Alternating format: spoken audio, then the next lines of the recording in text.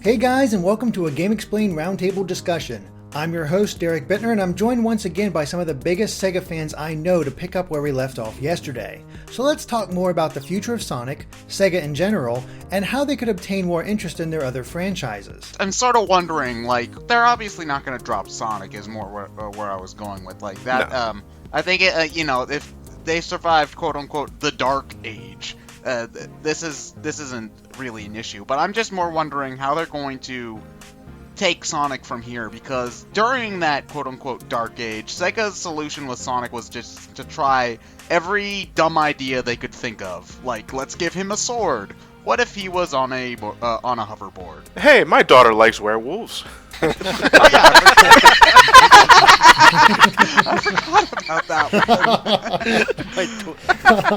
one. But now I'm just sort of wondering, okay, so how do they do that now? Do they try to, stick with what works, classic Sonic, or go back to something more like Colors Generations Unleashed, Daytime Unleashed, or do they go out on a limb again and try to do stuff to bring in a new audience? I think that's the more interesting thing. If there's one thing I've noticed, is that with the way Sega has been reacting to Rise of Lyrics reception and all, it sounds to me like Sega is definitely taking a step back and playing it safe with their approach so far, which tells me they're probably going to do the same with their games. And if that's the case, then we might not see another Rise of Lyric again. Oh no. Oh no, however, but that was Johnny's favorite game. Give it 10 years. I think the question is, are they going to, if by playing it safe, are they going to go to more of a Sonic Lost World type of gameplay, or are they going to go to more of a Generation style gameplay? Because I think we can all agree that Sonic was at his most successful, at least in the more modern era, with the Generations and Colors framework as far as his gameplay. Well, you could argue Adventure, but Adventure is also a bit farther back too, and that style of platformer isn't really popular. Yeah, we're talking post 06. Yeah, okay. That rock bottom. Yeah, Adventure's 15 years old now. Oh. Yeah. Okay, well, speaking of that's old enough to cash in the nostalgia cash cow, so, Adventure 1/2 Vita 3DS remakes, make them happen. I would buy that. Please. I wouldn't be surprised, man. I really wouldn't. I really wouldn't be surprised. Yeah, that's one thing. And the other thing is that, well, if they want to cash in on nostalgia, Sonic Adventure 3 is probably the best way to do it. I know all of us will pretty much agree that Sonic 06 is pretty much the unofficial Sonic Adventure 3, but what a name that sort of cashes in on that nostalgia and that way of playing and using the other characters in smart ways might not be a bad idea, although it is kind of similar to Sonic Boom, so I guess that might scare them away from that sort of idea as well. It's hard to say which direction they decide to go in. After I read the announcement about the structure, I actually was speaking to a friend and I joked that I wouldn't be surprised if their next game they just called it Sonic Adventure 3 just for the name brand recognition. So people were like, even if it played like Lost World, but it was called SA3, they know they would make some sales just based on its name alone. So again, I wouldn't be shocked if we see that or a HD remake of SA1 and or 2 in the next 5 years. You never know, because a few years ago they thought they'd finally cash in on the name Sonic the Hedgehog 4. Now they could probably do the same thing, only with a different generation. Well, generational gap. Again, I'm not saying the game would be good. No. Or even play like an adventure game. I'm just saying I wouldn't be surprised to see them use that name. I mean, even SA Sonic 4, I mean, apparently that game's original title was going to be something like Sonic's HD Adventure or Sonic's Download Adventure or what have you. But then apparently it was Sega of America who were like, let's call it Sonic 4. And we all know how that ended up. So, is there a way that Sega can capitalize on these other franchises in order to try to get people interested in some of their other franchises? One of the things I tweeted out a while ago, and it seemed to get a lot of attention, is the fact that we don't really see compilations much anymore as far as older games. The last one I can really think of, and there's a couple of, Halo is one in the more recent times, but the last one I really think of that Sega put out, and it was just an excellent compilation, was the Sega's Ultimate Genesis Collection. Where is Ultimate Saturn Collection, Ultimate Dreamcast Collection? I would buy the hell out of that because of all these old franchises I missed out on, and ways to experience them, and there might be a way to get newer gamers interested in those older franchises. Do you think that would work? Or the thing with Sega, I think in their eyes, the Dreamcast and Saturn collection already exists, and it's called Xbox Live and PlayStation Network and Steam. Because I think it's sad to say that I think the era of compilations are over. Maybe one or two exceptions, rare occasions will it happen, but they find it more lucrative to sell it individually. But that in itself is not the problem, because I'm all for Sega re-releasing something that's nearly impossible to get nowadays because of something's out of print or any of that. The problem is marketing, advertising it. You put it on Xbox Live or PlayStation Network, but then you don't tell anybody about it, so it just sits there, it stagnates. So the only way it could spread is via word of mouth. I think, for all the shit that people give Nintendo about, how it takes forever for them to get anything on the Virtual Console, I think that's why they do it, because there's a certain announcement to, oh my god, Super Mario RPG is now on the Virtual Console, or, something like that. So it gets, at least, briefly, people to impulse buy it, as opposed to just dumping their entire catalog on there. So people have to specifically search for what they want. So unless if they want to make a big deal out of each individual game that they put up onto a service like XBLA, PSN, eShop, whatever, they're probably not going to get as much sales that way, and so it might not even seem like it's worth the effort, because people talk about how much they want a Shenmue 3, but I'm not sure how many people other than the die-hard would buy a Shenmue on a digital platform. Well, I mean, to be fair, regarding Sega, Derek said about the Dreamcast collection, Sega did release one for the 360. I mean, I think it only had 4 games in it. I think it was Sonic Adventure, Crazy Taxi, Sega Bass Fishing, and I think maybe a fighting game. I think it was Space Channel 5. Space Channel 5, and I think 2 years ago there was that big push where Sega were like, for the first time, HD remakes, HD remasters rather, of Sonic Adventure 2, Jet Set Radio, Nights into Dreams, which would, especially Nights, was a game that a lot of people were waiting a lot of years for. So I mean, I wouldn't necessarily say Sega doesn't do anything. I would say probably Sega do more than some older owners do. Because I know some people for a while have been wanting for like a Crash Bandicoot compilation for a while. But so at least Sega, they may not do it as effectively as say Nintendo does. But I wouldn't exactly say Sega doesn't cater to their older fans. I mean, yes, primarily it is just to the Genesis or Mega Drive, to give it its accurate name. But because obviously that I read something somewhere, and I'm not sure how much weight this holds, but I read somewhere that apparently Saturn games were notoriously difficult to port, which may be a reason why we haven't seen as many ports of Saturn games. I can't speak for that, but I know it's not impossible. I mean, after a while, we did eventually get Radiant Silvergun on Xbox Live. That was a Saturn game that went for online eBay for $500, and then now you can get it on Xbox Live and PSN for $15. It's a cost versus profit kind of thing, though.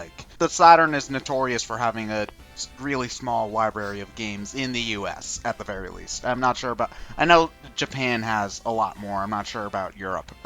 Because the way that they get things is weird. But not only porting troubles, but also a lot of the games that people would want would also have to be localized for the first time, and that takes money and time too. So I'm not sure how likely it would be, just on that merit alone, because there are games that people want brought out of Japan and have still never come out. You could list them all. We could be here for hours talking about all of them. Really.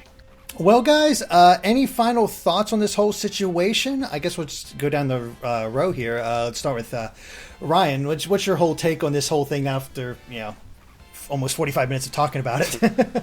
I hope it doesn't mean the end to just consoles in general. It probably won't, at least for the foreseeable future, but I don't want them to just give up on it entirely.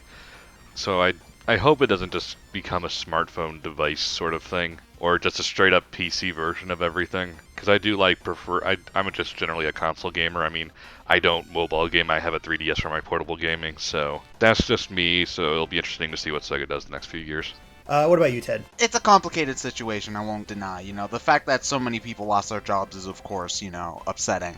But, I don't. Of course, Sonic's not going anywhere. He's still got a cartoon. He's still got a movie coming out. He's still got a couple of games, in the foreseeable future. So it's not like he's gonna go anywhere. So, I do feel like people are somewhat making a mountain out of a molehill. But, I am, a little bit troubled by this whole thing. The word switching to mobile to mobile gaming in particular kind of leaves me a little bit anxious about it, but if it's the only way that they can make money, I can't really blame them for it. Yeah.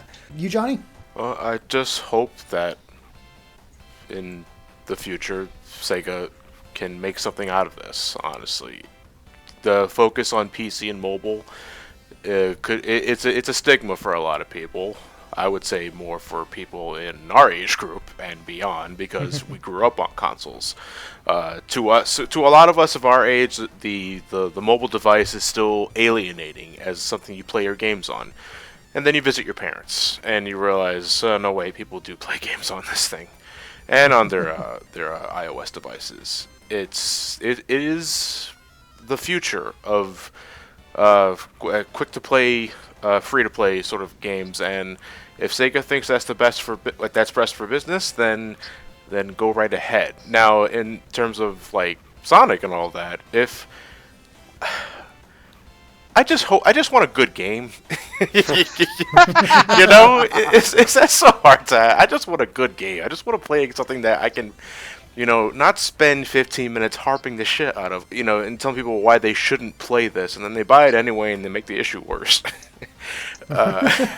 Well, you would hope something would be good coming out for Sonic, since isn't next year his 25th anniversary? Yes. Doesn't quite have the same punch as 20th anniversary, honestly, but it's the anniversary regardless, and I'm not sure if the guys over at Sonic Team are going to do something about that this year or wait till next year when I think if the movie's been confirmed for 2016, I'm not sure. Yeah, it has. I believe the 25th anniversary game, from what I understand from that leak, is going to be the movie game, so success, question mark? Oh, I hope everyone that unfortunately lost their jobs can find something to work with soon, and wish them all the best, because it has to suck getting laid off when something that's completely out of your hands, nothing you can do about it. So I wish them all the best, and I got nothing else to say, just Move along. All right, what about you, Clement? They covered a lot of stuff I really was going to say. I feel bad for everyone who was laid off. I am kind of primarily a console gamer. I don't really have the PC specs to run something like Sonic Generations, which means I gotta buy a better computer. That's my fault entirely, I know. But I just like being in a living room. I like playing games in front of my big TV with my friends and family and stuff. I just find that more enjoyable. So the focus on transitioning to mobile and PC is a little disconcerting to me. At the same time, I'm not super upset that possibly we won't get another console Sonic game, because I'm a little burned out of it right now. Just because there's been so much Sonic since 1991 that like I play Sonic Boom, and I didn't hate Sonic Boom, but I was still like, it's a thing. I guess, I don't care. I feel bad for the other franchises too, because like I would like another console, Crazy Taxi, another console Space Channel 5, another console Streets of Rage, whatever. I don't think those are going to happen now. Maybe they will. I could be surprised, but I hope Sega, stays intact in the next 2 years or so. I hope it's not going anywhere for definitely. But it's a new era of gaming. I'll have plenty of stuff to play. It's not my heartbreaking like, oh god, this is the worst day ever. But life goes on. And we hope the best for Sega. All right, Gareth, what about you? To sound like a repeating person, I've repeated this. I can't really say anything new from what everyone else has said. It's something that I wish we touched upon more. But yeah, the fact that 300 people across America, Japan, and Europe are going to being laid off is obviously a terrible thing. Again, to kind of echo what Ted said, I think a lot of people are blowing this out of proportion. One of my favorite things was Sega Bits tweeted after it happened. It was just like, oh, look how many people woke up today and are suddenly experts on Sega. You know, just because all these things were being tweeted, everyone's like, oh, Sega's going to go under and Sega's going to go away. Some people were yay, some people were nay. I just wanted to go back to sleep. But essentially, like, Sonic's not going to go anywhere. Sega's not going to go anywhere. I'm going to echo what Clement and Johnny said. And Ryan, I'm a console gamer. I would prefer games to stay with consoles, even if it's just like a digital download, rather than me having to play games on my PC with a keyboard, which I'm comically inept at. But it's our thoughts go out to everyone who lost their jobs, and please don't ruin the Sonic movie game, because I've been waiting years for that. Please don't make it bad. And just to go out, we appreciate you guys listening to six people who probably have no idea what they're talking about when it comes to marketing and business strategies. Yeah, we all went to school for this, you lies. I did help with the Virtual Boy, so... Clement's uncle works at Nintendo, right okay? Being in this discussion is sort of a penance.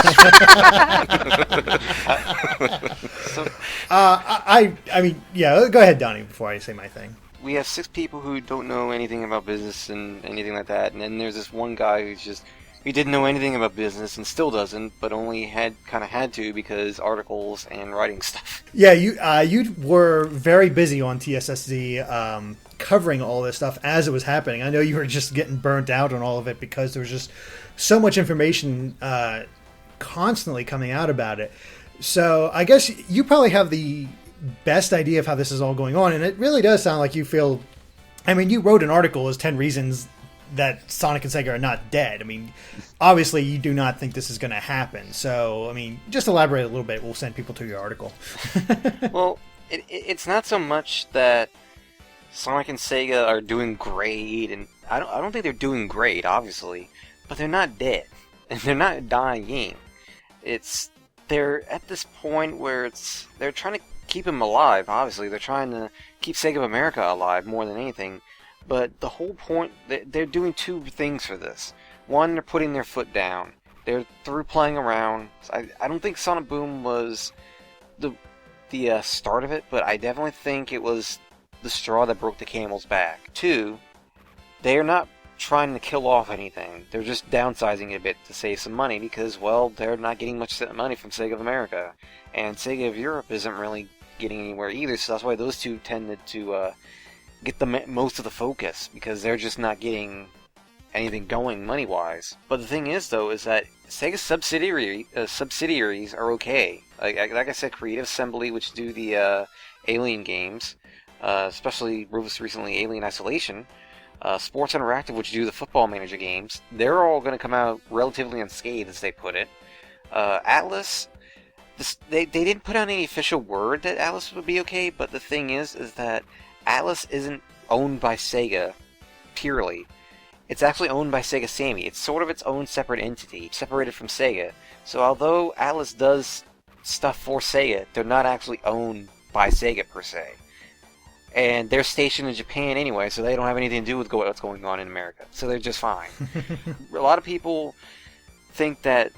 I don't know where this idea came from, but people seem to think that it's only going to be mobile.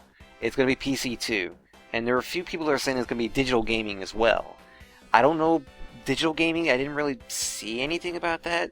There's a quote that I see that says Sega has positioned digital games centered around smartphone and PC online gaming as a growth area. That doesn't hint to me digital gaming as in, like, taking a game that would normally... Well, mobile...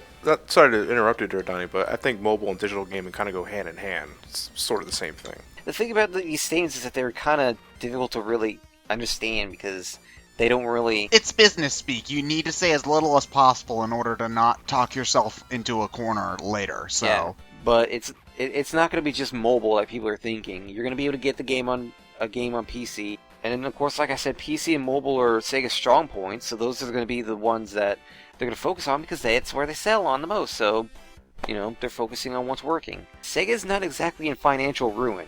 Sega of America is in financial ruin, but Sega as a whole is not in financial ruin. I actually covered Tokyo Game Show late last year, back in September. They are huge in Tokyo Game Show. They are huge with merchandise. The merchandise goes all over the place. Games like Puyo Puyo and Hatsune Miku are selling a ton in Japan. So what you're saying is that we need to get Sagata Sanshiro overseas and start beating the crap out of every kid to buy a Sega product until everything turns over. Well, to be fair, Sega's Sanshiro did appear in the Sonic comic just recently, so I mean, there you go. They're listening. Yeah, they're listening. I know people are getting the misconception that Sega's in financial ruin, but they really aren't. And the way to put it, Atlas was bought for 14 billion yen by Sega Sammy. They are just fine. Sonic is not going to be bought by Nintendo. It's not! Aw, oh, damn it! Son of a... Why are we even here? Well, let's be honest though. Sonic being bought by Nintendo wouldn't necessarily mean more games anyway, because like, you know, Ryan over here has been waiting for an F-Zero for like what, 30 years at this point. Someday.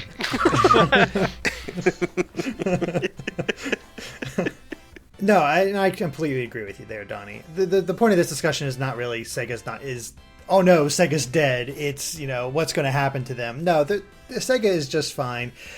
It's very unfortunate that 200 people had to lose their jobs over this, and that is probably the worst news about all of this, more so than anything else.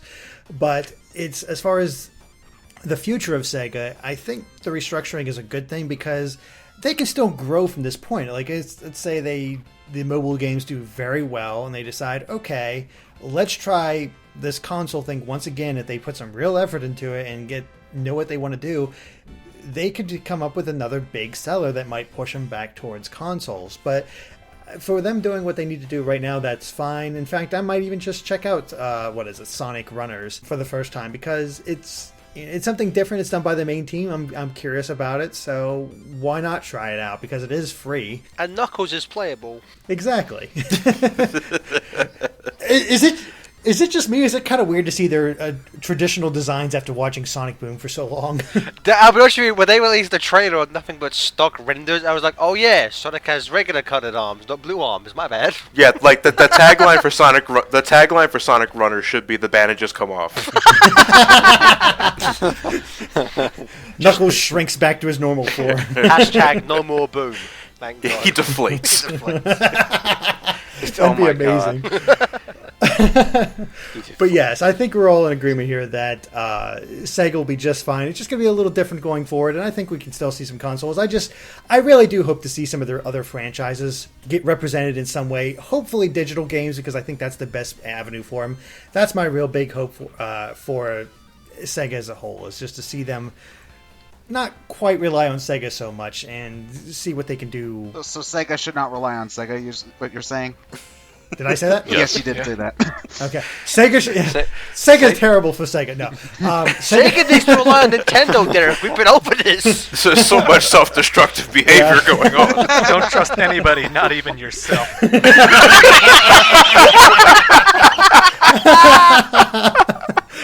But yes, Sega should not try not to rely on Sonic so much. Sorry about that. And I'd love to see more of their franchises, Phantasy Star and everything else, but I don't know. We'll see. But I think the company as a whole will be just fine. It's just unfortunate we had to lose 200 jobs in the process. We just don't know exactly what their future entails for games, like what they're going to release them on and stuff. Which is why it's fun to speculate. So, all right, guys, with that said, I think that covers it for our Sega Roundtable discussion. I want to thank each and every one of you guys for joining me today.